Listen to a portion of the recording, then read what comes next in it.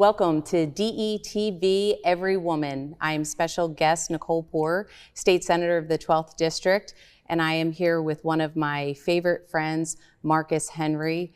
And Marcus, thank you so much for joining me today. Thank you for having me. I really appreciate it, Nicole. It's Absolutely. Good to see you. Well, great to see you always. I thought this would be a great way for us to have a conversation about our lives outside of the political arena.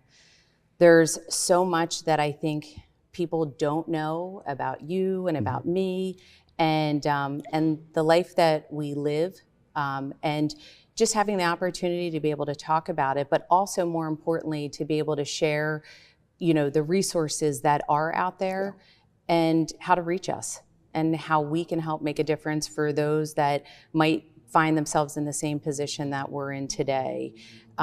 So just a little bit about myself. I'm a mom of 3.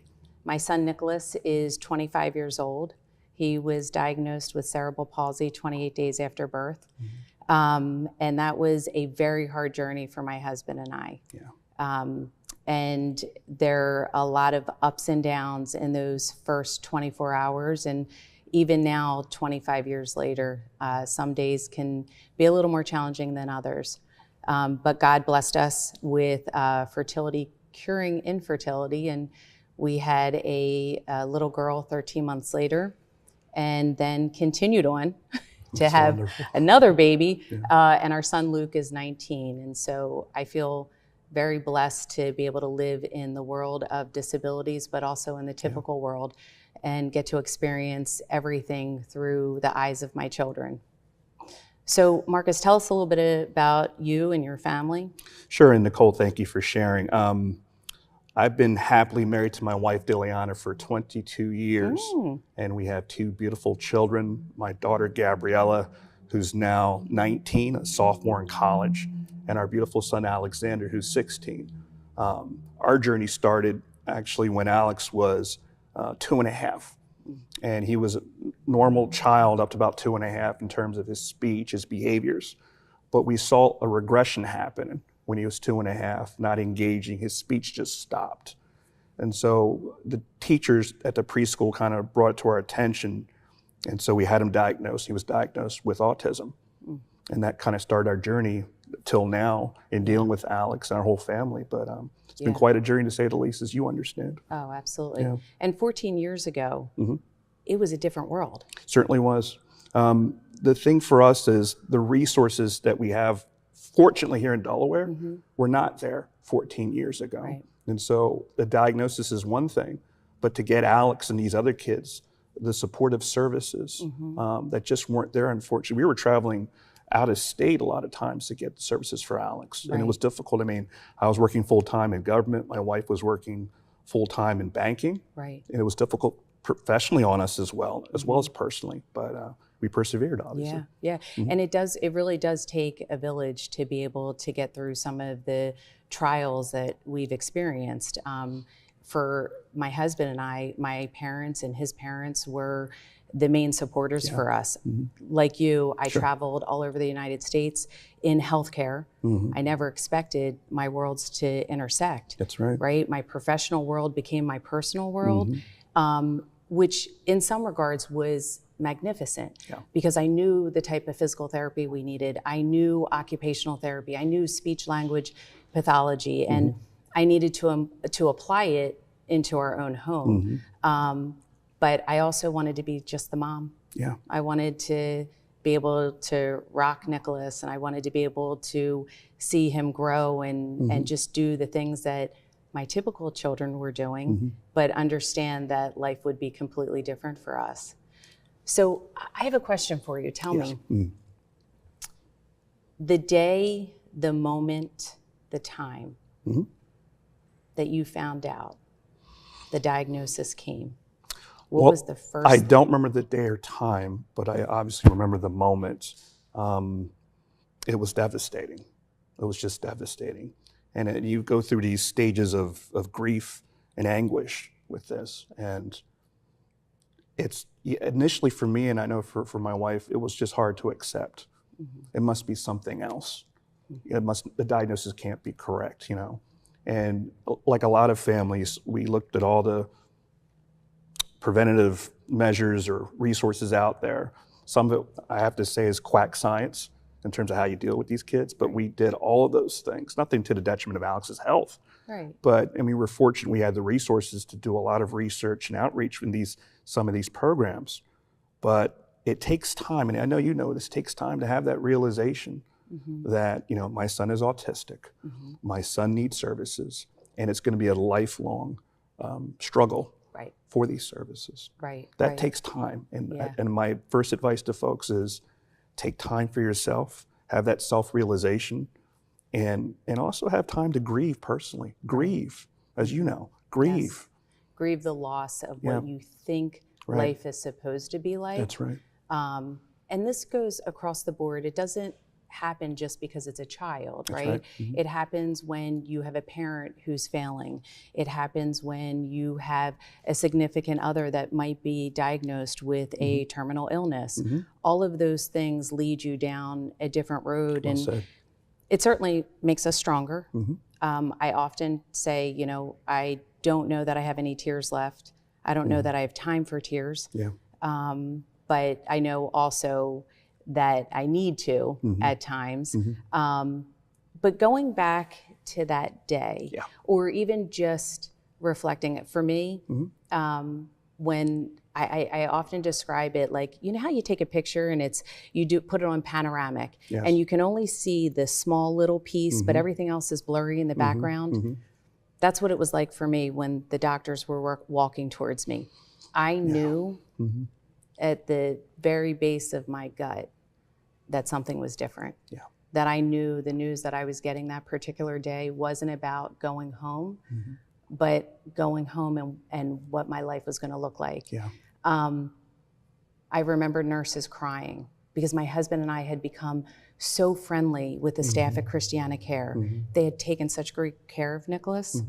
And then I remember a phone in front of me, and my husband was on the other line asking me if Nicholas was alive. And getting through that moment of, yes, he's beautiful, he's breathing, everything's fine, I don't understand what they're telling me.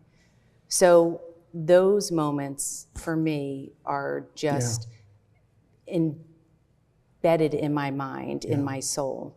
And I can't imagine that other people have not had those same feelings when they're getting the diagnosis or the news that they're not anticipating. So for you and your wife and your daughter, right? That's important to mention. Talk about your everyday life and what it takes outside of your job to get your day going and what your day looks like. Well, obviously it's changed over time with Alex as he's gotten older, but I'm glad you brought up, you know, how it affects your other children. So Gabby's perfectly fine. She helped so much, and because we had to give Alex so much attention growing up, and I know you can talk to that too, she helped, and she was like the best sister to Alex, and I'm over the moon proud of her. And this was when she was very young. She's only, you know, 2.5 years older than Alex. She was supportive, she was understanding most of the time. That the fact that Alex needed less time. Typical day. Now, when he was younger, we were trying to get him what's called ABA therapy, applied behavior analysis therapy. We also did a little bit of occupational therapy.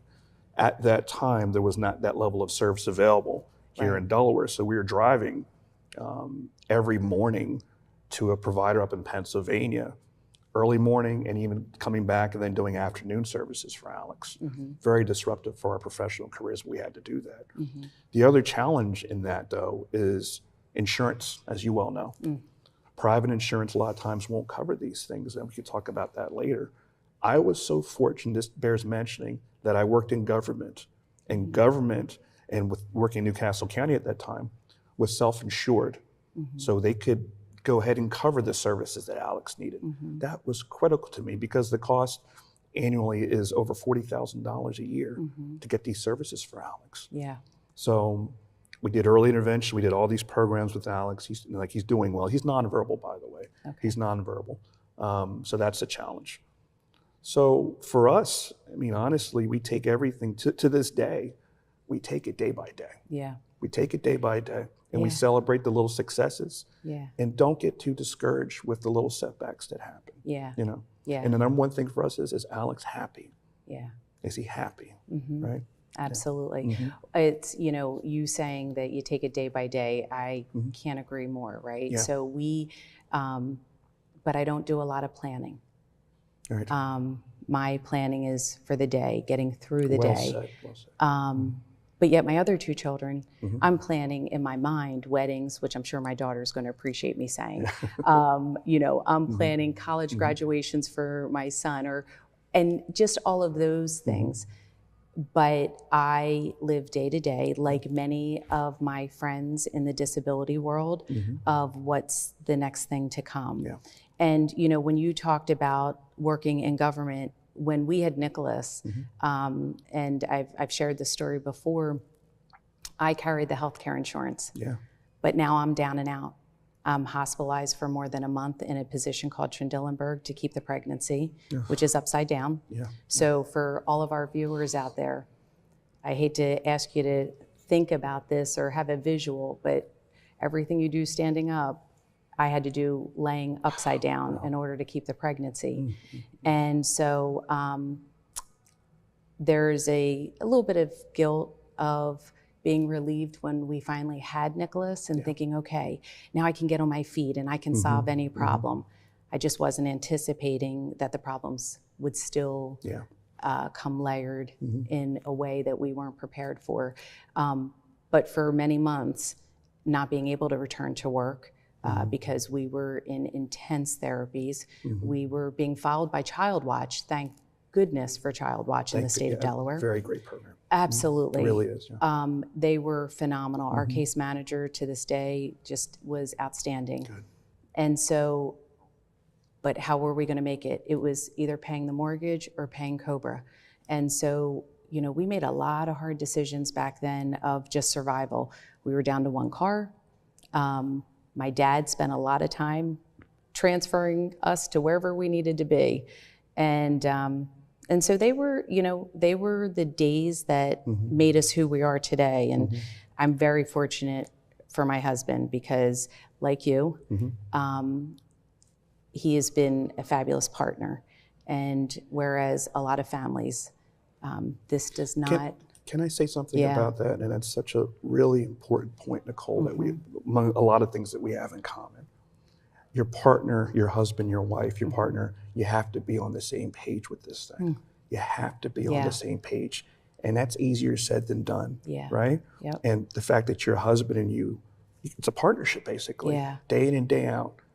Dee Dee and I could not have survived without being on the same page. Yeah. And we had family support as well, but unfortunately, and I know you probably know this, statistically, a lot of these end in divorce. Absolutely. Just because some of them can't handle this. Absolutely. Right? So having a strong partner, and I have to say faith as well. Yeah. I do have to mention faith. Yeah, It's absolutely. critically important. Absolutely. I don't want to paint a picture that it's all roses. No. It is today.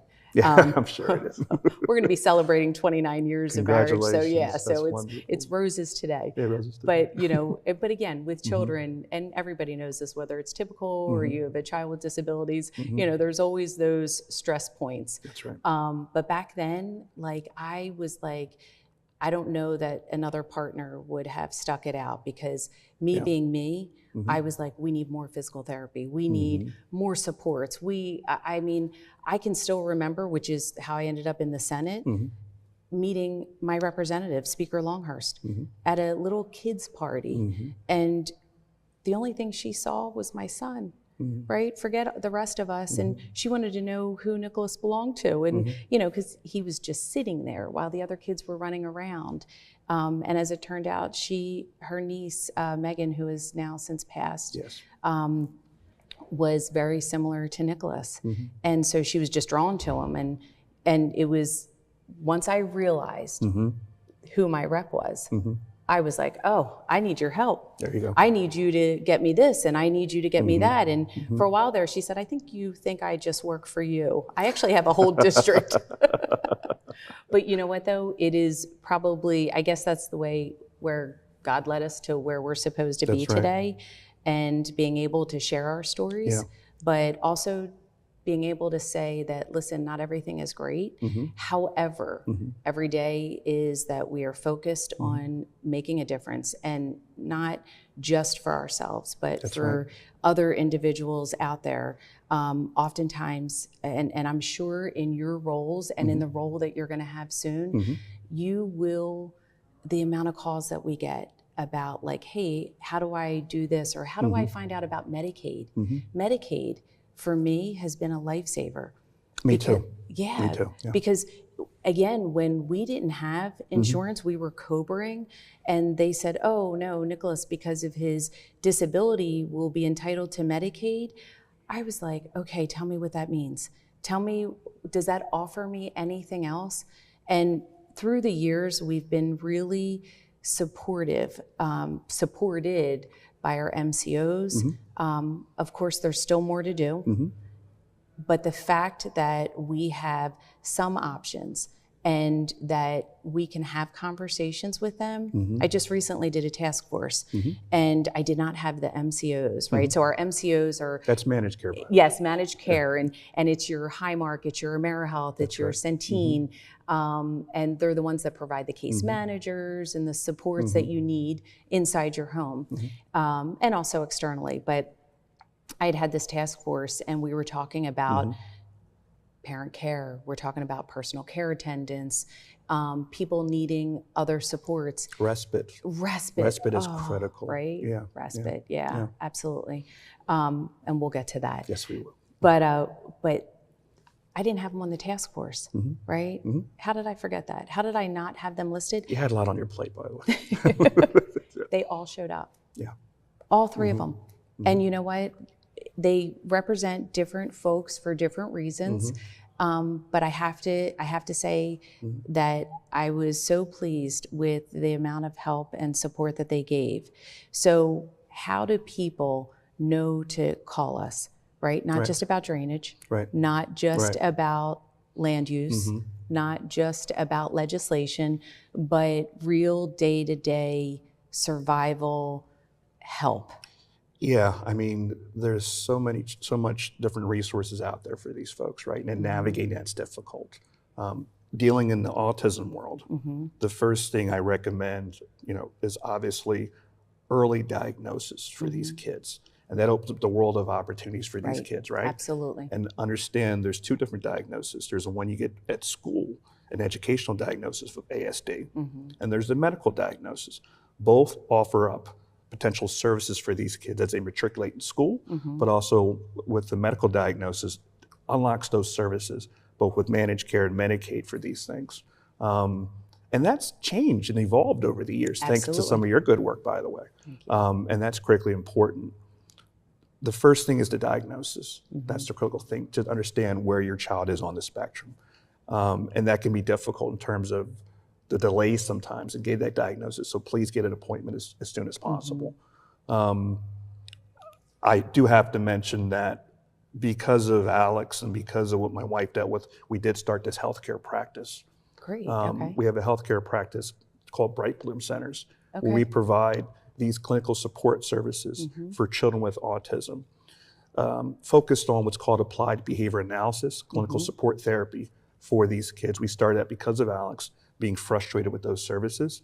So we're a provider for this space, but we're more focused on early intervention. Once they're diagnosed, getting these services. Age ranges from 4 to 10, give or take, right? Okay. I mentioned that whether you use our services or some other provider, that early diagnosis, and then find this local service available to you through that. Yeah. So I want to go back. Let's please do. reverse, right? So I think one of the hardest things, and you mentioned it when we first started talking, was the denial phase. Yes. Right? And being able to accept that there will be a difference, and how to translate that, especially when you're going into school settings, right? Because the teachers, I mean, they have a tough job. They sure do. They have a tough job every single day. And now we're adding another component. And my son's disability is different than your son's disability. And so the needs are different. And so, getting the supports inside the classroom. But more importantly, when you're running through your IEP and someone sees something slightly different than maybe the diagnosis or... This is very important what you're talking about right there. Yes, or what you're saying. And there were a lot of times that I had to stay steadfast on saying, at the end of the day, when you go home and you have your break and you deserve your break, especially after the day that you've had, my job's not done. And so what I see is potential. What I see is a kid who beat all odds. What I see is survival. And so I'm not giving up. And I'm gonna take those things and I'm gonna apply them every single day. So while I appreciate your input, then give me some solutions, give me some ways to be able to help you, but I'm the constant. I'm not going anywhere. And that's the attitude you have to have. You have to be your own advocate a lot of times, right? Absolutely. And you have teachers and folks with the best intentions with their IEPs, right? Yep. But you still have an advocate to make sure that your children get those services in the schools. There's even legal assistance and professional consultative assistance that can help you in this endeavor. Absolutely. I don't do that, and I would lean into that potentially because it's so vitally important, because with respect to the school services, you're paying for that through your taxes, right? And so they're supposed to make reasonable accommodations for your child with their disabilities, and you have to know what your rights are in these things. And to your point, constantly advocate and make sure they're on point with what their IEPs, individual evaluation plan, excuse me. Stop I know, we're getting a little, everybody know what's happening. Yes, but well said. But let's so I'm in a different level today, right? And at 16, I still had the rose-colored glasses on, right? Like I felt Nicholas still had a lifetime of us getting the things that we needed. And plus, in my mind, he was in a very protective environment. He graduated from William Penn, the best graduation moment of my whole entire life. I wish I had a clip because I would share it. There wasn't a dry eye in the audience. I think I did see that on Facebook, by the way. I think it was on Facebook. It was. I remember I texted you about that. Best moment of my life. But it was because it was a milestone too, right? Of course, but now we're 25 and life is completely different. The adult world, totally different world, right? And so I know that there are a lot of viewers that are going to be listening to us. And so it's not just our younger children, it's when you transition. And again, going back from cradle to grave to folks that are, seniors and they're transitioning in their life. Like these services they're variable, right? And depending on what your needs are. And I think we could probably do 10 more episodes of this. Easily. Still not touch on everything. And it bears mentioning, so unfortunately, a lot of these services, I'm in early intervention with our program, but a lot of these programs and funding stops when they hit adulthood. And that's the problem, right? So let me say this, part of this also is really stringent financial planning. Financial planning early on in terms of how you're going to care for your child, and then when they're adult, how you continue that care for those kids. But also in consideration of you're getting older and how you're going to care if your child needs your, how that's going to be provided for. And there's not enough time in the show to get into that, but just being vigilant, talk about these things carefully in terms of with your family or relatives, how you're going to care for your kid if something happens to you, unfortunately, too. And there's, there's something else that, as you're talking about this, I know when I'm outdoor knocking and I'm talking to constituents, I am a huge advocate when it comes to the lifts, right? You see in front of people's homes, they have, the wheelchair ramps. When I see them in metal, I want to lose my mind. I want to lose my mind because guess what? When it's hot out, you can't touch the handle. It is so hot. If it's snowy out, it's like an ice rink trying to come down. Plus, what people don't think about. And what we need to rethink, and this is, I talk to the MCOs about it, I talk to anybody I can about it. When you put a ramp at the front of the house, you advertise that there's vulnerability in that home. That's right. It's a game changer for people. It is, it is. And we need to be more aware, more protective of folks that need services, but we need to be more creative about how we're getting people in and out of their home. Accessibility is critically important. Huge. Let me say this though, and you brought up something that I always think about, and I know you do this. It's that we always have to educate the public too, Yes. and how to deal and interact with a person with disabilities. And it's gotten better over the years, right? Understanding of these things, but we're still not quite there. And I have to say this too, in the African American community, sometimes we have a lot of denial on things. Like with my son, when he was first diagnosed, he was exhibiting these behaviors. It was like, oh, he's just bad, or he's just you know, he just doesn't want to listen. Right. I'm like, no, that's not it at all, right? Yelling at him doesn't help, right? You have to understand what's happening here. And so we're constantly have to educate the public with this thing. And that's critically important. And there's advocacy groups out there that can help in this, you know, Autism Delaware, Chimes, and others that you're aware of. But it's this constant need for education of the public, right? Absolutely. And as I was saying, when you transition to adulthood, right, where do you go? What do you do? For us, I am so lucky that Easter Seals, and let me just tell you, we graduated and then went into COVID. So Nicholas became like, oh, this is fabulous. Everybody's going to wait on me 24/7, and you know, I'm safely at home. But I know you feel the same way that I do. We want our children to be out in the public. We want them to have as much of a typical life as possible. Accessibility, whether it's going out to eat or just like today, Nicholas is going bowling. I'm very excited for him. He's very excited. That's awesome. But the reality to that is making sure that, you know, one, we have the accessibility, that we're providing these opportunities, but also knowing that we do have to make the education. We have to let people know that acceptance comes in many different forms. And for me, speaking with respect to government's role in this thing, you know, the mandates or the initiatives we put forth expressly with the private sector to make these accommodations is important. But from Newcastle County's perspective, you know, we offer up a lot of different programs and services for youth, summer camps, recreational activities. One of the things that I'll want to lean into after this run for office is done, successfully, I imagine, is to make sure we're doing greater outreach and program delivery for this population, and accessibility for this, with the camps, with the recreation activities, that we're making these accommodations for these kids so they enjoy these things. Right? And we do, we do have great programs out there, right? We certainly do. So Nicholas is spending his time at Easter Seals, and they're doing an amazing job. But wonderful organization. It is. But again, you getting through COVID and making sure that we are providing the safe environment.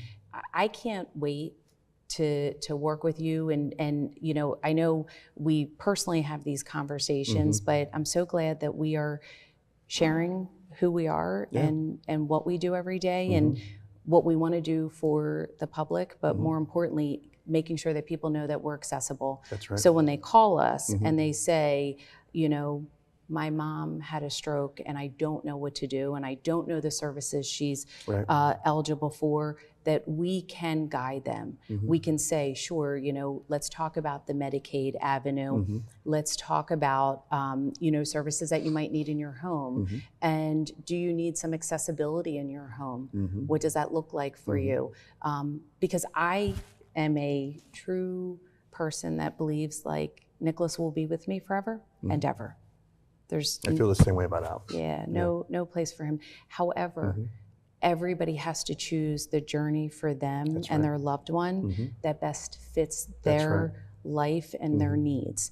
And so we also have to make sure that we are complementing services to be able to help folks that have to choose a different pathway. Very well said.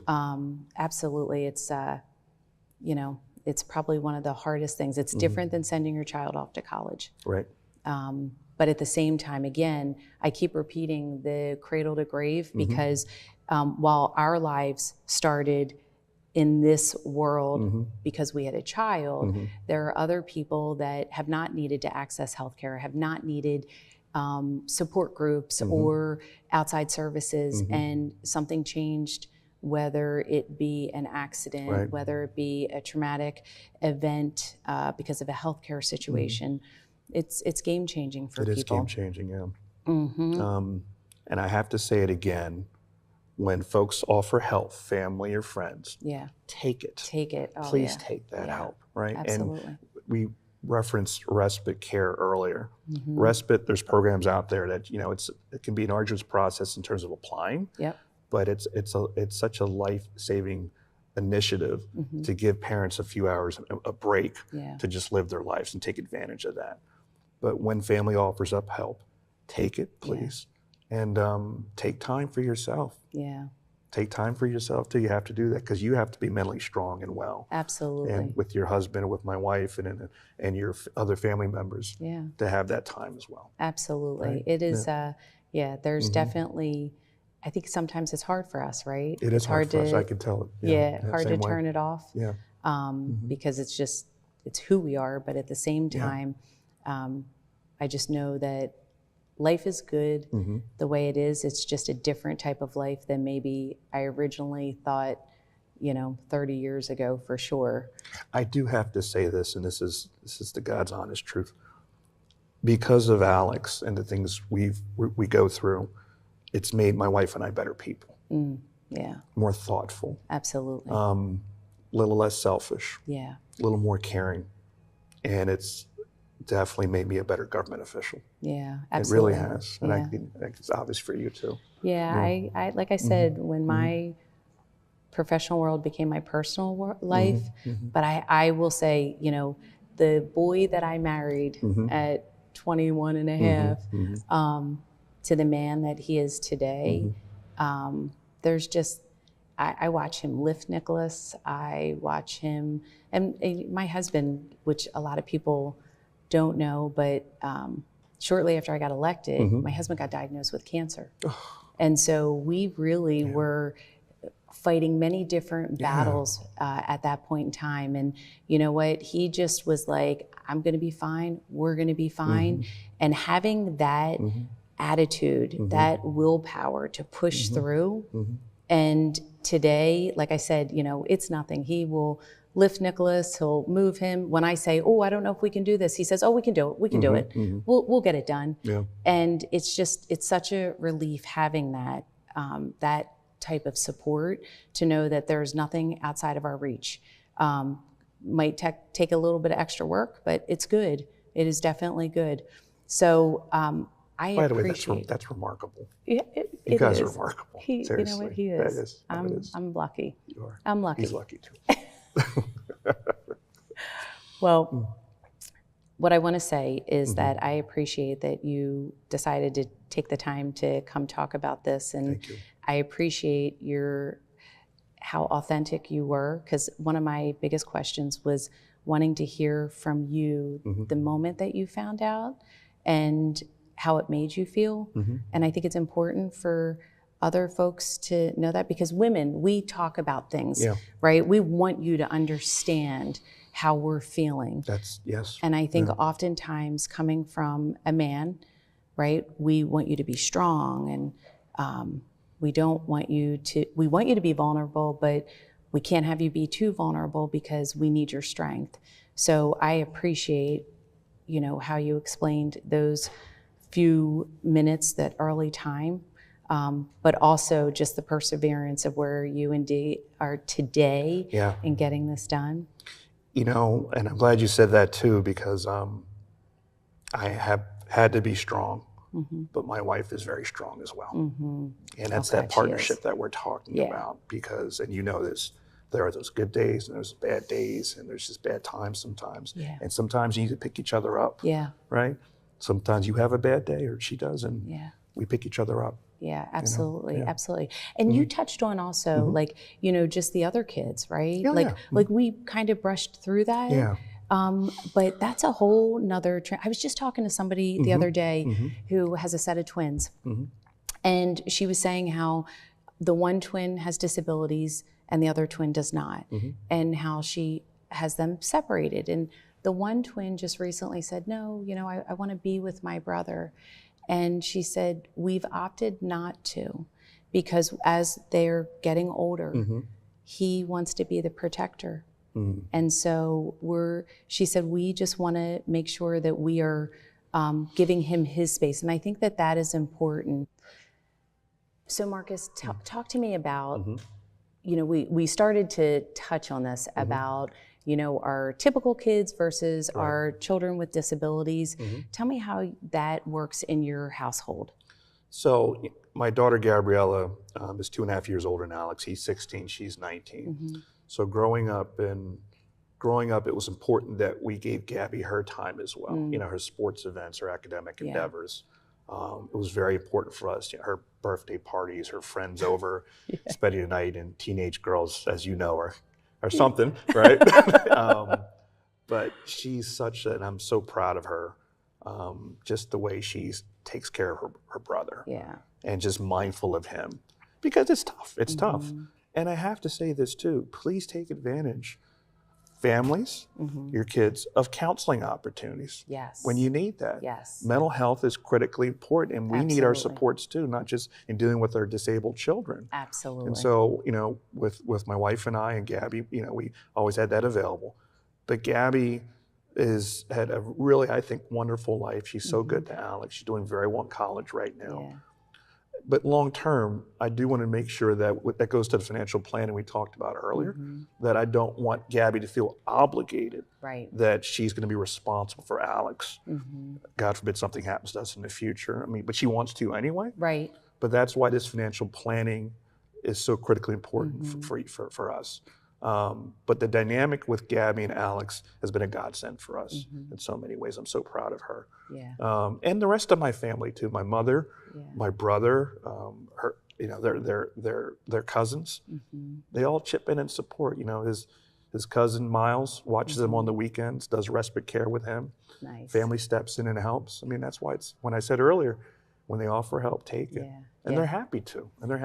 You do have an amazing family. Thank you. You know, I have a personal relationship with your mom, and early on we would She cares about you very much, by the way. I do have to say that. She is an amazing woman and an Mm-hmm. amazing mentor. Thank you.